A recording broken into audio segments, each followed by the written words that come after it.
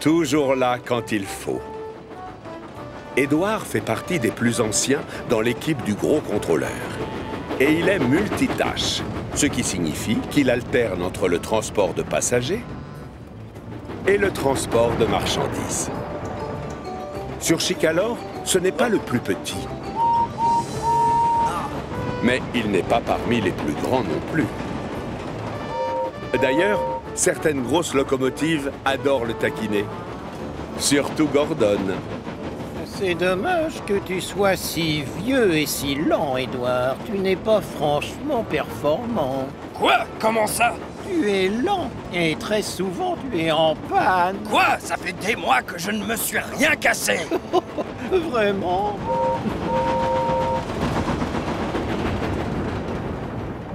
Heureusement, le gros contrôleur, lui, sait à quel point Édouard est utile et efficace.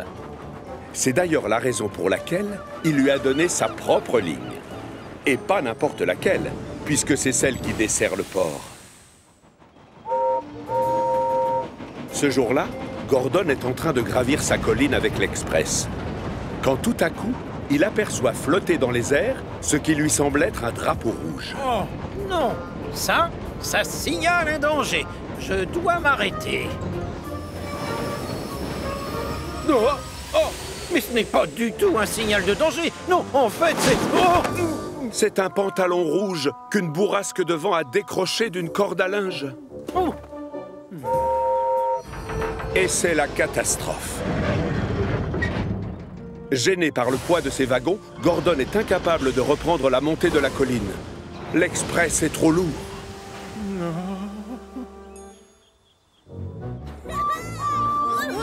Un tout petit peu plus tard, Édouard arrive à la gare du Puy-Sec. Le chef de gare lui fait alors signe.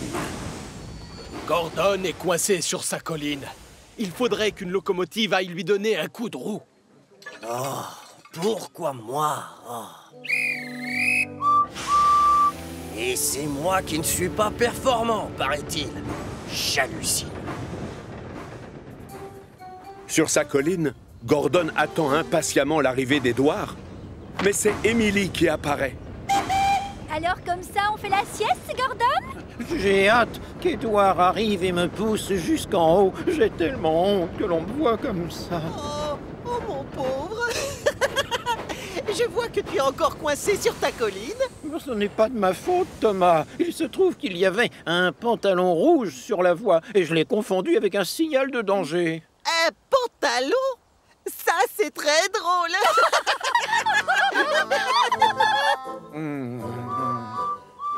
Quand Édouard arrive enfin, Gordon a la chaudière qui bouillonne de rage et de colère.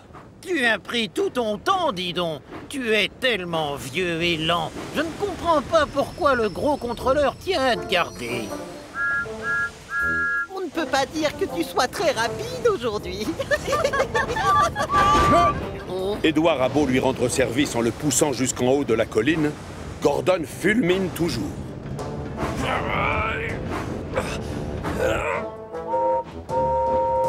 L'Express passe avant tout!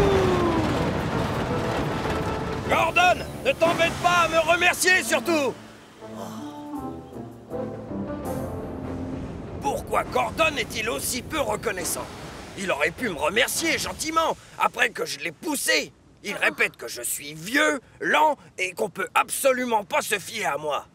Peut-être que nous devrions lui donner une bonne leçon ce soir. J'ai une idée.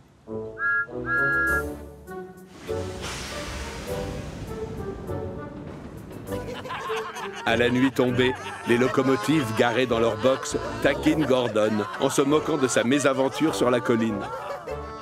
Et s'il s'est arrêté dans la montée, c'est uniquement parce qu'il a eu peur d'un pantalon rouge. Gordon prétend qu'il est rapide et digne de confiance. Mais sans mon intervention, il y serait encore sur sa colline. Non, je n'ai jamais eu besoin de ton aide, Édouard. On va dire que j'ai profité de ta présence. Point final. Oui, je suis digne de confiance et je roule extrêmement vite. Tu te vantes beaucoup. Ça m'étonnerait que tu sois plus rapide que moi. Donc tu veux faire une course? Ne sois pas stupide, Thomas. C'est trop facile. Parfait. Dans ce cas, on va voir si tu arrives à me suivre demain matin. Aucun problème, d'accord. D'ailleurs, je te donnerai un petit peu d'avance. 10 minutes, ça te va? Les autres locomotives sont interloquées. Comment Thomas peut-il s'imaginer gagner une course de vitesse contre Gordon? Le lendemain matin, comme convenu, les deux locomotives se retrouvent sur la ligne de départ aux 4 vents. Tu es prêt, Gordon? Tu ferais bien d'y aller, Thomas. Hier, j'ai promis de te laisser 10 minutes d'avance, rappelle-toi.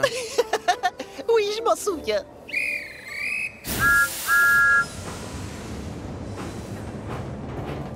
J'espère sincèrement que tu sais ce que tu fais, Thomas. On ne veut pas se ridiculiser. Ne vous inquiétez pas, mesdemoiselles. Tout est sous contrôle. Pour l'instant, Thomas fait la course en tête, mais il sait que son rival va vite le rattraper. Accélère! J'aperçois Gordon, il est juste derrière. Il va nous dépasser. Alors ça, c'est ce qu'on va voir.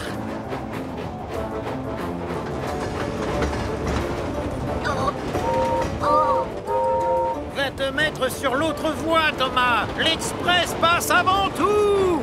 Oh non! Ce n'est pas ce qu'on s'était dit hier. Tu étais d'accord pour me suivre à travers Chicalor. Je m'en souviens, mais... S'il te plaît, va plus vite. Thomas pourrait accélérer pour lui faire plaisir, mais il n'en a pas envie. Et à quelques mètres de la colline de Gordon, Thomas se met même à ralentir. Plus vite, Thomas, plus vite, ou je vais encore être coincé dans la montée. Justement, c'est le but. Thomas appuie sur ses freins, roule de moins en moins vite, jusqu'à ce que, au milieu de la pente... Non! Oh, c'est malin, je suis coincé. J'ai l'impression que c'est moi qui vais gagner la course au final.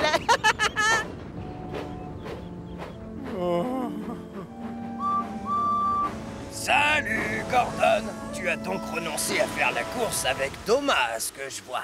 Thomas a triché, Edouard. Il a roulé lentement. Oh, le vilain. Mais tu sais quoi? Je ne te trouve vraiment pas très performant. Tu te retrouves toujours coincé sur ta chère colline. Attends, Edouard, tu ne voudrais pas m'aider en me poussant? Oh, mais je croyais que tu n'avais pas besoin d'aide venant de moi. Rappelle-toi, je suis trop vieux et tellement peu efficace. Mais bien sûr que j'ai besoin d'aide. Et si je promets de ne plus être méchant, tu me pousserais jusqu'en haut? Pitié!